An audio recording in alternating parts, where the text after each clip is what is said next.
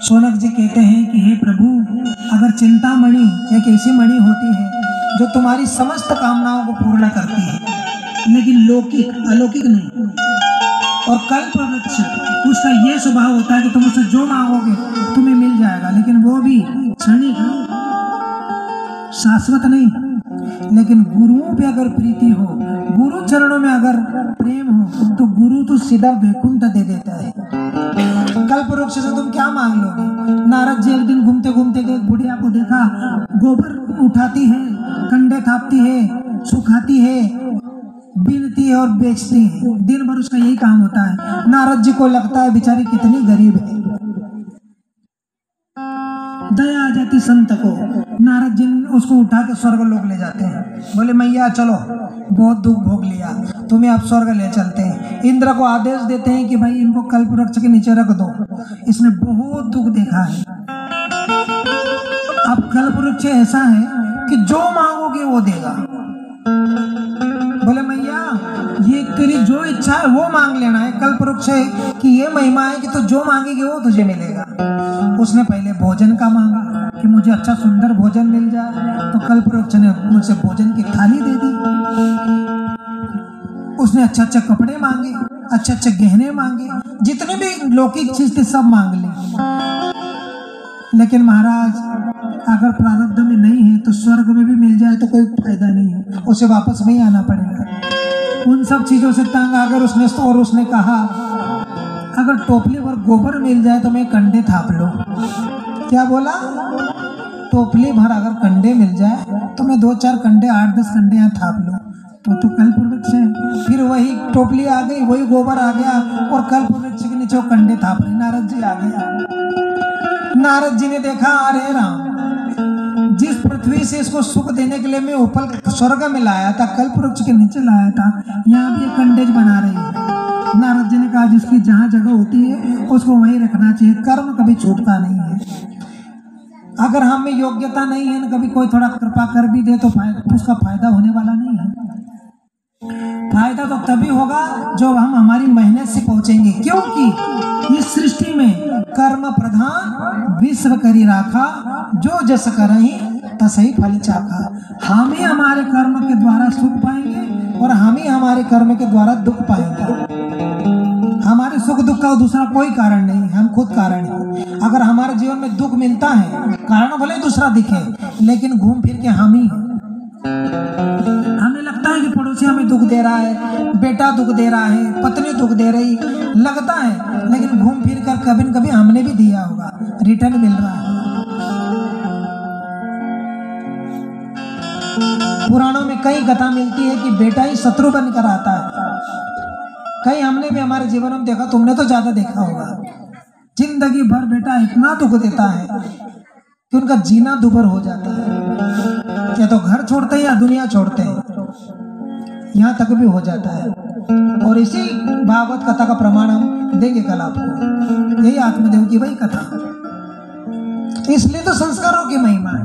बड़े बड़े घर कोई होते हैं अच्छे सुंदर ग्रह, जहाँ संस्कारों से सींचते हैं बचपन से, तो उनके बच्चों को देखो कितना उनमें संस्कार होता है, बड़ों के प्रति, माँ बाप के प्रति, दादा दादी के, पूरे सभी के, पूरे परिवार के प्रति उनका कितना अच्छा व्यवहार होता है। और एक अनघड़ परिवार में जिन्होंने कभी कथा नहीं सुनी, कभी संतों का संग नहीं किया, कभी हरि पाठ नहीं किया, कभी मंदिरों में नहीं गए, कभी उन्होंने इस तरह से भगवान के मंदिर में जाकर आराधना पूजा अर्चना नहीं की, वहां देखो उनके घरों में कितना आतंक मचा है।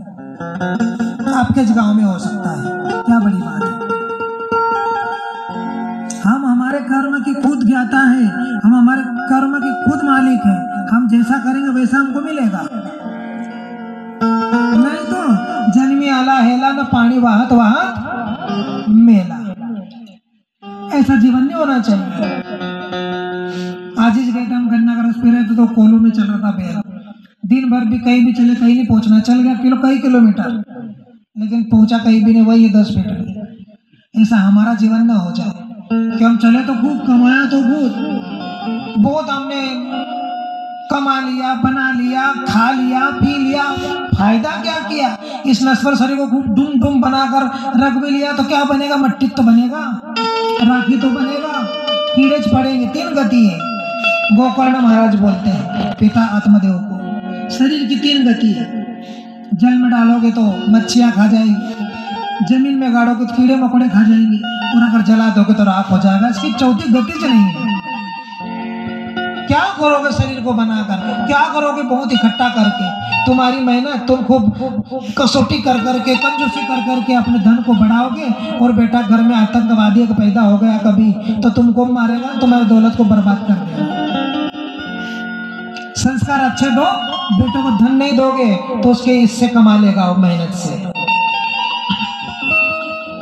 और संस्कार नहीं दिए तो तुमने कमाया है वो भी सब बर्बाद कर देगा, नंगा कर देगा, तुमको मारेगा, तुमको पीटेगा। संस्कार दोगे तो तुम भी सुखी, तुम्हारी संतति भी सुखी। संस्कार नहीं दिए तो तुम भी दुखी, तुम्हारी आने वाली पीढ़ी भी दुखी। कई लोगों को देखा हमने, हमारी आंखों देखी बात है। हम डिटेल में बोलते हैं लेकिन उदाहरण से बोलते हैं कि हमारे आसपास के एक संत को बहुत ज्यादा भाव से जुड़ा हुआ एक व्यक्ति जो बड़ा धनी है, बहुत बड़ा धनी है, उसके नाम पर, अकेले के नाम पर 20 एकड़ जमीन है। बच्चों को बहुत मात्रा में सब दे दिया है, घर दे दिए, बंगले दे दिए, गाड़ी दे दी, जमीन दे दी, उसके नाम पे 20 एकड़ है। लेकिन इतना संत का समर्पित है कि उसने अपने दिल की भावना 4 लोगों में बोल दी कि मेरे हिस्से की जमीन मेरे गुरुदेव को दान में दूंगा। निकल गया भाव कि गुरुजी को मेरे जी हिस्से की जो जमीन है मैं गुरुजी को चरणों में समर्पित करके जाना चाहता हूँ। अब वो 4 लोगों में बात बेटे तक गई।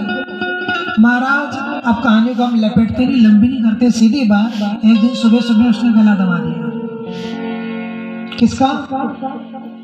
जन्मदाता का, पिता का। काहे के लिए? लोभ के लिए कि जमीन के भी महाराज जो उनका ना दे दे, दान ना कर दे। मरते वक्त या मरने के बाद जब आत्मा निकली होगी उस बुजुर्ग के शरीर से, क्या सोचा होगा उसने? जिन बच्चों के लिए मैंने क्या नहीं किया, और उनको दे दिया है। ऐसा भी नहीं कि दिया नहीं है, दे दिया है, भरपूर दिया है। ये तो उसके हिस्से की हो, कुछ भी करे, लेकिन नहीं, वो भी नहीं जानी चाहिए। उस आत्मा ने कितना सोचा कि मैंने क्या किया इन दुष्टों के लिए। खैर उसको ज़्यादा सोचने की जरूरत नहीं, क्योंकि इतना जिसने सोचा उसने बहुत कुछ पहले कर लिया था, इसलिए उसको ज़्यादा सोचने की जरूरत नहीं। सोचना तो हमें है कि हमने बहुत कभी इकट्ठा कर रखा है, तो हम ये नहीं कहते तुम दान करो, ये भी नहीं कहते बिल्कुल, पर तुम पर तो खर्च कर लो, अपने पे कर लो, किसी को मत दो दान। अगर तुम्हारे स्वभाव में नहीं है तो हमको नहीं चाहिए, मुझे तो चाहिए ज नहीं, लेकिन किसी साधु को भी मत दो, कहीं भी मत दो, पर तुम पर तो खर्च करो। अच्छा खा लो, अच्छा पहन लो, अच्छे बच्चों को आनंद दे दो। कहीं कहीं इतने मूर्ख देखे हमने कि खुद के बच्चे तरसते खाने को, पीने को, पहनने को, घूमने को, उनको तरसा तरसा के मार रहे हैं। ऐसे भी दुष्ट देखे माँ बाप से लेकर दादा दादी तक। अरे मत करो दान धर्म, लेकिन उपयोग तो कर लो। 3 गति धन की भी है, शरीर की 3 गति है तो धन की भी 3 गति है। भोग जो मैं बोल रहा हूँ, खुद पे यूज करना भोग है। अच्छा खा लो, अच्छा देख लो, अच्छा पहन लो, इंजॉय कर लो, ये तुम्हारे ऊपर, तुम्हारे परिवार के ऊपर, ये भोग हो गया, वो भी अच्छा है। दान 2 गति, नहीं तो नाश हो जाएगा 3 गति। नाशी होगा, क्या होगा फिर उसका? तुमने खूब किया, इसको 20 लाख ब्याज से दे दिए, उसको 30 लाख ब्याज से दे दिए, उसको 40 लाख ब्याज से दे दिए, एंड टाइम पे सट्ट से दम निकल गया, पता नहीं कहाँ पिता दिए, जिनके पास से गटक गए। ये नाशी तो हुआ, या फिर दबा के चले गया तो मर गया, पता ही नहीं। बनों के साथ धन की रक्षा करने के लिए, बनों के बेल, यही सच्ची कथा है। मत सोचो कि बड़े बड़े प्रसंग वो तो मैं बोल ही दूंगा, लेकिन इसकी बहुत जरूरत है। आज हो रहा है, बाप को मार दिया सुबह सुबह 4 बजे, पता भी नहीं चला, बच्चे ने देख लिया, पोती ने, छुपता है क्या?